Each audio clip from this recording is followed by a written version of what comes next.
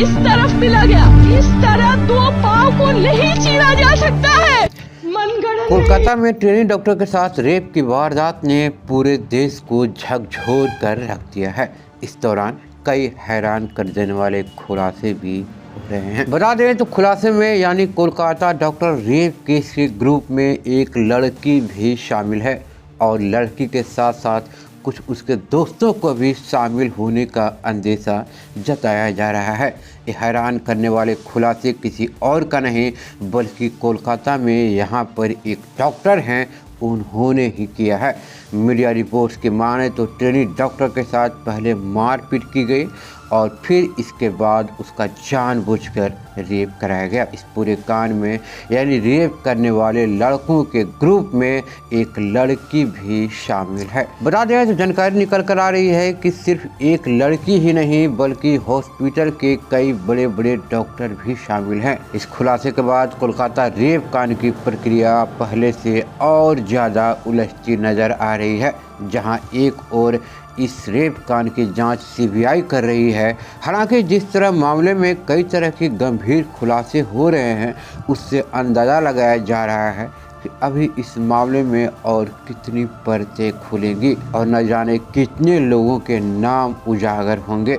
जैसे जैसे जांच आगे बढ़ रही है वैसे वैसे हॉस्पिटल के कर्मचारियों यानी वहां के डॉक्टरों की पसीने छूटते जा रहे हैं। इस दौरान यह जानकारी भी सामने आ रही है कि पश्चिम बंगाल की जो सरकार है वो वहां पर कई बड़े लोगों को बचा रही है। मीडिया में जो खबरें दिखाई जा रही हैं उसके मुताबिक डॉक्टर ने दावा किया है कि इस घटना को पूरी प्लानिंग के तहत अंजाम दिया गया है। बता दें तो जिस हॉस्पिटल में रेप कांड और दरिंदगी हुई है वो हॉस्पिटल के जो सेमिनार हॉल है वहां पर कई डॉक्टर्स लंच करने और लंच करने के बाद आराम करने के लिए जाते थे।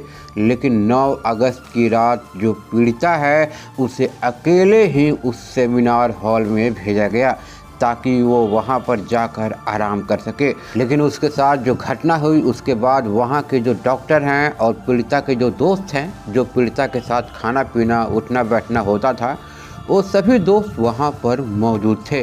पीड़िता ने उस सेमिनार हॉल में उन सभी दोस्तों के साथ खाना खाया और लंबी ड्यूटी के बाद यानी लंबी ड्यूटी करने के बाद उसे थकान महसूस हुई और फिर वो पीड़िता कुछ समय के लिए वही सेमिनार में बैठकर सो गई। पीड़िता के साथ जितने भी लोग यानी उसके साथी डॉक्टर नर्स शामिल थे उन सभी को इस कांड के घेरे में शामिल किया जा रहा है।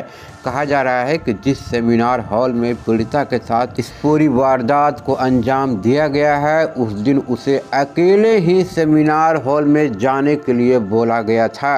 बता दें तो पीड़िता उस सेमिनार हॉल में कभी अकेले नहीं जाती थी। जब भी जाती तो अपने कुछ डॉक्टर साथी को ले करके ही साथ में जाती थी। लेकिन आखिर उस वक्त यानी 9 अगस्त की रात पीड़िता को वहां पर अकेला क्यों भेजा गया। और सबसे बड़ा सवाल खड़ा हो रहा है कि आखिर अकेला भेजा भी गया तो पीड़िता के साथ उसके साथी डॉक्टर जो हमेशा आते जाते थे सेमिनार हॉल में उन्हें जाने का परमिशन उस दिन यानी 9 अगस्त की रात क्यों नहीं दिया गया। यानी पीड़िता के जो साथी आना जाना करते थे सेमिनार हॉल में उस रात को उनके साथी डॉक्टर को साथ में जाने का परमिशन क्यों नहीं दिया गया। और दिन भी उसके साथी डॉक्टर लंच करने आराम करने जाते थे लेकिन उस 9 अगस्त की रात आखिर पीड़िता के साथ उसके साथी डॉक्टर को क्यों नहीं जाने दिया गया। यहाँ पर ये सबसे बड़ी गंभीर सवाल खड़े हो रहे हैं। बता दें तो पीड़िता के साथ सेमिनार हॉल में जाने वाले साथी डॉक्टरों को ये बोलकर नहीं जाने दिया गया कि आज हॉल में कंस्ट्रक्शन का काम होना है, ज़्यादा लोग जाएंगे तो वहाँ पर काम में रुकावट पैदा हो सकती है। और फिर अंत में वो पीड़िता ने लंबी ड्यूटी के बाद ज़्यादा थकान महसूस होने पर अकेले ही चली गई। पीड़िता ने अपने डॉक्टर साथी के साथ सेमिनार हॉल जाने की बहुत कोशिश की लेकिन उसके साथी डॉक्टर को साथ में जाने से मना कर दिया गया। लेकिन अंत में पीड़िता अकेले ही उस सेमिनार हॉल में जाकर आराम करने लगी। बता दें तो घटना से ठीक कुछ समय पहले 4 लोगों ने लड़की के साथ खाना खाया था जिसमें एक लड़की भी शामिल थी। इसी दौरान पीड़िता के साथ 4 लोगों की लड़ाई हुई और फिर इन चारों लोगों ने हमले करने की एक योजना बना ली। कहा जा रहा है कि पीड़िता ने सेमिनार हॉल में जाने से पहले इन चारों लोगों के साथ खाना खाया, फिर पीड़िता के साथ इन चारों लोगों की थोड़ी कहासुनी भी हुई। इसके बाद चारों लोगों के बीच शामिल लड़की ने उस पीड़िता को धमकी दी और फिर वो वहाँ से उठकर चली गई। इसके बाद साथियों ने जाकर पहले जमकर शराब पी और फिर वापस आकर पीड़िता पर हमला कर दिया। सबसे पहले 2 लोगों ने उसके हाथ पकड़े और ग्रुप में शामिल जो लड़की थी, यानी जो लड़की लड़कों के ग्रुप में शामिल थी, वो लड़की भी लड़कों का मदद कर रही थी। फिर पीड़िता को जोर से खींचकर जमीन पर पटक दिया गया और जोर से पटकने की वजह से ट्रेनी डॉक्टर का पेल्विक बोन टूट गया। फिर उसके बाद कॉलर बोन टूटा और फिर उसके बाद पीड़िता के साथ दरिंदगी की गई। लड़की ने इस दौरान ये भी खुलासा किया कि उस पीड़िता को उल्टा किया गया और पीठ पर चढ़कर उसे कंसेपर से मारा गया।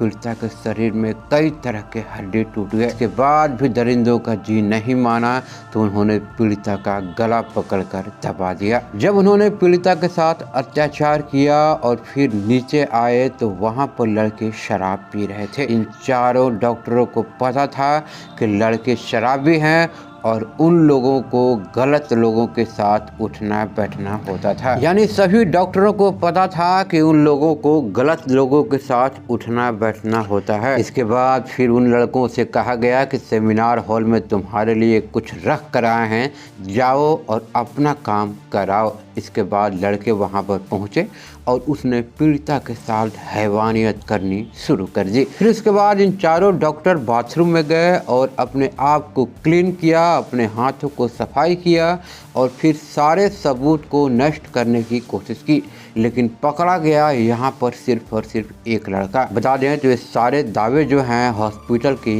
एक डॉक्टर ने किया है। हालांकि पोस्टमार्टम रिपोर्ट में भी ये बात सामने आ चुकी है कि पीड़िता के साथ भयानक तरीके से दरिंदगी की गई है। पीड़िता के माता पिता ने भी देखा तो कहा कि उसके बदन पर एक भी कपड़ा नहीं था और शरीर के कई हिस्सों में गंभीर चोट के निशान भी हैं। गंभीर चोट के निशान से समझा जा सकता है कि पीड़िता ने कितना दर्द सही होगी। मीडिया रिपोर्ट्स की माने तो रोज़ नए नए खुलासे सामने होते जा रहे हैं, लेकिन इन सब खुलासों में कितनी सच्चाई है, जांच रिपोर्ट आने के बाद सार्वजनिक जमीन पर उतारा ही जाएगा।